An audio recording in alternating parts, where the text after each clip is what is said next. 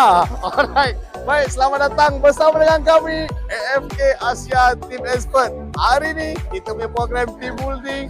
Kalau lihat di belakang saya penuh dengan meriah sangat. Kita punya cabaran pada petang ini adalah cabaran Master Chef. Mereka perlu menyediakan 3 jenis hidangan masakan. Yang pertama appetizer, main course, dessert, juga minuman. So lihatlah, inilah kreativiti mereka. Chef-chef terkemuka kita bawakan power daripada international.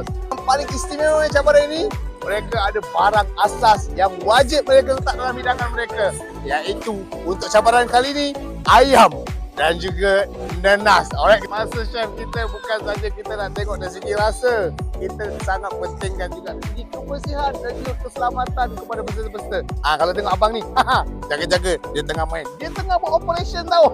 Abang ni pengalaman potong ayam 15 tahun. Bang, pandang kamera sikit bang, pandang kamera. Itulah dia. Keselamatan, kebersihan diutamakan dalam masa dekat meja dessert. Dah siap dessert. Mesin ni.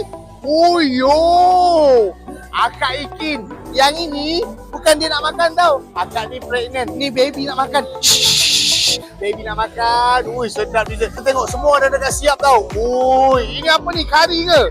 Wow, masuk final buat kari je Tapi ni belum siap. Nampak Abang Andy. Sate ke Abang Andy? Wow, muka dia serius, jangan kacau. Nanti kan habis kita. Tengok, ini apa ni Chef Ong? Apa ni?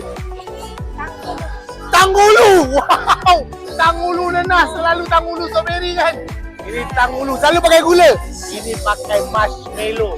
Inilah kita namakan plating. Alright, mereka tengah buat proses plating untuk yang terakhir. Alright, nanti kita tunjuk pada tuan-puan apa hidangan terakhir Master Chef. Kita berhibur dulu dengan selingan-selingan kita dengan artis international.